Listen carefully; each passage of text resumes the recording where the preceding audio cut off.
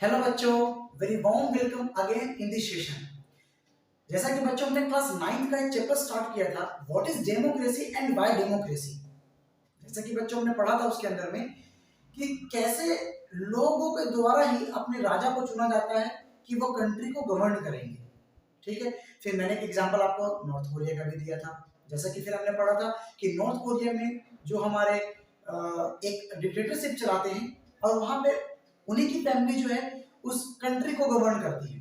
वहां पे नहीं लोगों का कोई बस चलता है कि लोग, जैसे कि हमारे कंट्री में इंडिया में हमारे क्या होता है कि हम क्या करते हैं कि वोट देते हैं, चाहे मैं एमपी को चुनना हो, चाहे मैं एमएलए को चुनना हो या फिर प्रेसिडेंट को चुनना हो, सबके लिए एक वोटिंग सिस्टम है, चाहे डायरेक्टली हो या फिर इनडायरेक्टली हो, वोट करके ही सब लोग चुने जाते हैं। लेकिन क्या है कि नॉर्थ कोरिया में ऐसा कोई सिस्टम नहीं है। वहां पे क्या है कि एक ही फैमिली के सब लोग उन्हीं की फैमिली के आगे गवर्न करते जा रहे हैं अपनी कंट्री को। ठीक है, मतलब क्या है कि लोगों के पास वहां पे ऑप्शंस नहीं है, उनके साथ जो किया जाएगा वही उनके लिए ठीक होगा। वहां पे कोई ऐसा ऑप्शंस नहीं। क्या हमारे कंट्री के अंदर ऐसा ऑप्शंस है? नहीं है। क्या है हमारे अंदर? हमारे यहाँ ऑप्शन क्या है कि किसी भी गवर्नर को 5 सालों के लिए हम किसी को भी अपना हम चॉइस के द्वारा चुनते हैं, उनके काम पे डिपेंडेबल करता है और हम उसको चॉइस करते हैं और 5 सालों तक वो अपना काम करते हैं। अगर वो अपना काम सही ढंग से नहीं कर सकते तो हम अगले 5 साल बाद फिर से हम वोट करके उसको हटा सकते हैं। ठीक है बच्चों, तो हमने ये पढ़ा था अपने फर्स्ट सेशन में। Just we are recapping that thing. ठीक है, अब हम क्या करेंगे बच्चों कि अब स्टार्ट करते हैं क्या कि आज का सेशन जो जहां से हमने छोड़ा था वहीं पे स्टार्ट करेंगे। तो my name is Vicky Sinha and now let get started today's class. So students देखते हैं जैसे कि बच्चों इसमें क्या लिखा हुआ है कि जो हमारे इलेक्टेड लीडर जो होते हैं उनके द्वारा मेजर डिसीजन क्या लिए गए, इसके अंदर हम ये पढ़ने वाले हैं। इसमें क्या हुआ कि जो आपके पाकिस्तान के जनरल परवेज मुशर्रफ जी जो है वो करते क्या है कि मिलिट्री coup करते हैं 1999 के अंदर में। ठीक है, और फिर क्या करते हैं कि वो एक डिक्लेयर करते हैं उस कंट्री के अंदर में खुद से चीफ एग्जीक्यूटिव घोषित कर देते हैं कि भाई मैं चीफ एग्जीक्यूटिव हूँ। इंडिया के अंदर तो ऐसे नहीं कर सकते, कोई क्या बोल देगा मैं चीफ एग्जीक्यूटिव हूँ, मैं प्रेसिडेंट हूँ जी, मैं पीएम हूँ, ऐसा नहीं हो सकता। लेकिन उन्होंने 1999 में ऐसा किया हुआ। ठीक है, फिर क्या किया कि 2002 के अंदर में क्या किया उन्होंने कि खुद को भी प्रेसिडेंट घोषित कर दिया। फिर उन्होंने एक रेफरेंडम जारी किया। मतलब कि बच्चों रेफरेंडम मतलब क्या होता है कि वहां के रहने वाले लोगों का उनका क्या सोच है उनके लिए ये देखना। तो वो भी मतलब कि परवेज जी भी क्या करना क्या चाहते थे कि जैसे कि अदर कंट्री को दिखाना चाहते थे, वो अमेरिका को दिखाना चाहते थे कि जी देखो हम भी लोग पसंद करते हैं, तो फिर लोगों ने हमें इस काबिल चुना है, लाइक दैट। ठीक है, लेकिन सच्चाई तो सबको पता ही था। तो फिर कुछ ऐसा हुआ। फिर क्या हुआ कि वहां की जो 5 सालों के लिए फिर क्या किया कि अपने आप को एक गारंटेड किया और 5 सालों के लिए अपने आप को एक एक्सटेंशन दे दिया कि लो जी अब हम 5 सालों के लिए यहाँ पे। जैसे क्या हुआ है कि आपके पुतिन जी जो है रशिया के अंदर में 2036 तक के लिए अपने आप को फिक्स कर दिए हैं। आप पढ़िएगा उसके बारे में, बल्कि मैं उसको पढ़ाऊंगा।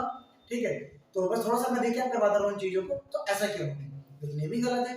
मतलब वहां पे क्या हुआ बच्चों कि अब वहां की क्या होता है कि Pakistani media, human right organisation and the democratic activist said that referendum was based on, किसके ऊपर रेफरेंडम हमारा बेस्ड था। तो देखते हैं इसके अंदर में बेस्ड ऑन आपका माल प्रैक्टिस एंड द फ्रॉड। मतलब किसके ऊपर था कि उन्होंने क्या किया कि गंदा एक प्रैक्टिस किया लोगों को, मतलब कि अपने गंदा प्रैक्टिस करके अपने आप को उस पोजीशन पर लाने के लिए फ्रॉड किया। इन अगस्त 2002 he issued a legal framework order that amended the constitution of the Pakistan. According to this order, the President can dismiss the national and the provincial assemblies. The work of the civilian cabinet is supervised by the national security council with the dominant of the military officer. अब देखिए मतलब क्या है कि वहां पे सारा काम कौन कर रहे हैं? मिलिट्री ऑफिसर कर रहे हैं। मतलब उस समय क्या था कि उस समय 1992 1990 से लेकर के 2002 तक का, मतलब कि उस समय क्या हो रहा था कि वहां के जो परवेज जी हैं शायद वही सारा कुछ कर रहे थे, या फिर वहां के जो मिलिट्री लोग हैं, जो मिलिट्री ऑफिसर होगा, जो मिलिट्री को चला रहा होगा, वो वहां का हेड होगा, वही सारे चीज प्रोविजन को असेंबलीज कर सकता है। ठीक है, फिर क्या हुआ कि so Pakistan has held election elected the representative have some power but the final power rested with the military officer and the general Pervez Musharraf himself. मतलब क्या हुआ कि जो भी वहां का पावर था वहां पे किसी और को ना दे करके मुशर्रफ जी अपने हाथ में ले रखे थे या फिर मिलिट्री वालों के पास था। ये हो रहा था वहां पे। आगे देखते हैं और क्या हुआ वहां पे, ठीक है। फिर कहा clearly there are the many reason why the Pakistan under the general Musharraf should not be called a democracy. तो बच्चों अब यहाँ पे समझ में आया आपको ना कि जैसा कि हमने पढ़ा कि डेमो और CRACY डेमोक्रेसी, जैसा कि बच्चों ने पढ़ा यहाँ पे कि डेमो का मतलब क्या होता है, यहाँ पे क्या पढ़ा हमने कि डेमो का मतलब होता है पीपल और क्रेसी का मतलब क्या होता है टू बी गवर्न करना, ठीक है। टू बी गवर्न करना मतलब क्या कि लोगों के द्वारा ही चुना गया। लेकिन क्या पाकिस्तान में ऐसा हुआ, लोगों के द्वारा चुना गया? नहीं। उन्होंने क्या किया कि एक मैल प्रैक्टिस किया और उन्होंने फ्रॉड किया और अपने आप को लाकर उस पोजीशन पर रख दिया। ये तो डेमोक्रेसी की हुआ ना, जब लोगों ने आपको चुना ही नहीं तो फिर डेमोक्रेसी कैसे? क्योंकि डेमोक्रेटिक कंट्री में क्या होता है कि लोगों के द्वारा ही चुना जाता है। ये तो नहीं हुआ पाकिस्तान के अंदर में, ठीक है। ये तो एक पॉइंट निकला। अगला देखते हैं कि क्या हुआ कि पीपल में have elected their representative to the national and the provincial assemblies but those elected representative are not the really but not the really ruler. मतलब क्या था कि जो लोग वहां पर, जैसे कि हमारे यहाँ क्या है कि एमपी और एमएलए को हम चुनते हैं ना, तो वहां पे भी ऐसे ही सिस्टम है कि वहां भी चुना जाता है, लेकिन उनके पास रियल पावर नहीं था। रियल पावर किसके पास था? याद रखिएगा दो चीजों का, मिलिट्री के पास या फिर उस समय आपके परवेज जी के पास था, मुशर्रफ परवेज जी के पास था, ठीक है। जो कि अपने आप वहां का चीफ एग्जीक्यूटिव बना दिया, फिर प्रेसिडेंट बना दिया और अपने आप को एक रेफरेंडम जारी करके और अपने आप को 5 साल के लिए वहां पे एक अपने आप को एक्सटेंशन दे दिया, अपने आप को स्टेबल कर लिया, ठीक है बच्चों। अगला देखते हैं, they cannot take the final decision, the power to take the final decision rested with the an army officer। मतलब क्या है कि वो डिसीजन ले नहीं सकते थे, जो भी रेस्टेड जो भी आपका डिसीजन है वो कौन लेंगे, तो वहां के आर्मी ऑफिसर लेंगे, किसके साथ? तो जनरल मुशर्रफ के साथ। And none of them were elected by the people, this happens in the dictatorship and the monarchy। जैसा बच्चे समझ में आया कि डिक्टेटरशिप मतलब क्या हुआ यहाँ पे कि जहां पे अपनी मर्जी बिल्कुल चला रहे हैं। मोनार्की मतलब क्या हुआ, मोनो मतलब मैंने आपको समझाया था कि सिर्फ एक का वहां पे राज चल रहा हो, मोनार्की चल रहा हो, खुद का राज चल रहा हो, ठीक है। They are govern but the real power is with those who are not elected. मतलब क्या है कि रियल पावर जो है उनके पास है जो कि इलेक्ट किए गए नहीं लोगों के पास, लोग मतलब लोगों ने उनको इलेक्ट किया ही नहीं है। That is the main problem in this country in that time, ठीक है।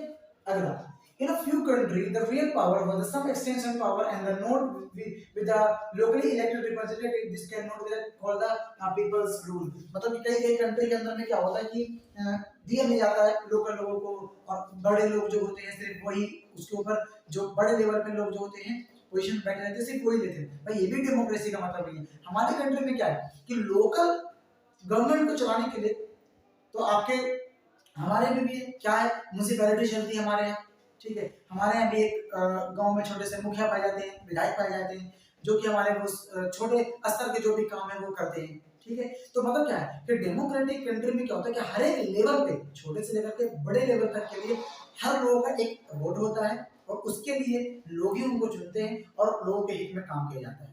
वो अलग बात अगर उनके लिए काम नहीं हुआ फिर उनके साथ उनके पास अगला ऑप्शन क्या है कि वो अगले समय को वोट ना दे करके किसी और को ऑप्शन दे सकते हैं इन चीजों के लिए। अगला, तो this given as a first feature, तो फर्स्ट फीचर का निकल गया बच्चों कि in a democracy the final decision making power must rest with those elected by the people. मतलब क्या समझ में आया कि डेमोक्रेटिक कंट्री के अंदर में क्या होगा कि जो भी आपका पावर होगा वो कौन लेगा, तो जो इलेक्टेड पीपल है, जो इलेक्टेड लोग हैं, किसके द्वारा? लोगों के द्वारा चुने। एक पॉइंट समझ में आया। अगला देखते हैं, देखिए अब यहाँ पर पढ़ने वाले free and fair electoral competition के बारे में। देखिए अब इसके ऊपर मैं कुछ बताना चाहता हूँ, जैसे कि हमारे कंट्री में क्या है कि सबसे एक हमारे कंट्री में एक अगर मुद्दा एक है बच्चों सबसे ज्यादा जिसके ऊपर टॉपिक होती है, जिसको अभी भी डिबेट है, रिलीजन के ऊपर, कास्ट के ऊपर। जब भी वोटिंग का टाइम आता है तो बहुत सारे पॉलिटिशियंस जो हैं वो भी मैल प्रैक्टिस करते हैं। क्या करते हैं वो कि उनको बताते हैं कि जी मैं इस रिलीजन से बिलोंग करता हूं, मैं इस कास्ट से बिलोंग करता हूं, आप हमें वोट दीजिए, ठीक है। तो क्या बच्चों ये सही है? बिल्कुल सही नहीं है, ठीक है। हमें उनको वोट देना है जो रियली में उस पोजीशन का सही इस्तेमाल करेंगे और लोगों के हित में आकर के काम करेंगे। ठीक है, ना कि जी हमें ये हमारे रिलीजन से बिलोंग करता है तो हम इसको वोट दे दें, भले वो 5 साल हमारे लिए कुछ काम ना करे। ठीक है, तो कभी बच्चों आपको वोट देना है तो इस प्रकार से वोट देना है कि हमें अपने लोकेलिटी में देखना है कि जी देखते हैं अपने लोकेलिटी के अंदर में कि डजंट मैटर कि वो किस पार्टी से बिलोंग कर रहा है, कांग्रेस से है या फिर आपके आम आदमी पार्टी से है या फिर आपके भाजपा से है। ठीक है, फिर वो किस पार्टी से है हमें ये वहां पे नहीं देखना है, हमें क्या देखना है कि हमारे लोकेलिटी के अंदर में कौन बढ़िया काम कर रहा है, किस पार्टी का बढ़िया काम कर रहा है। ठीक है, उसको वोट देना है। अब उसके ऊपर आप पूरे कंट्री को जज नहीं कर सकते हो कि नहीं आपके लोकेलिटी के अंदर में अगर आपको सपोज बीजेपी काम कर रही है तो कांग्रेस बड़ा बेकार होगी, नहीं, क्या पता कांग्रेस और जगह बहुत अच्छा काम कर रही हो, आपके लोकेलिटी में काम ना कर पा रही हो। ठीक है, try to stand just what I am just understanding to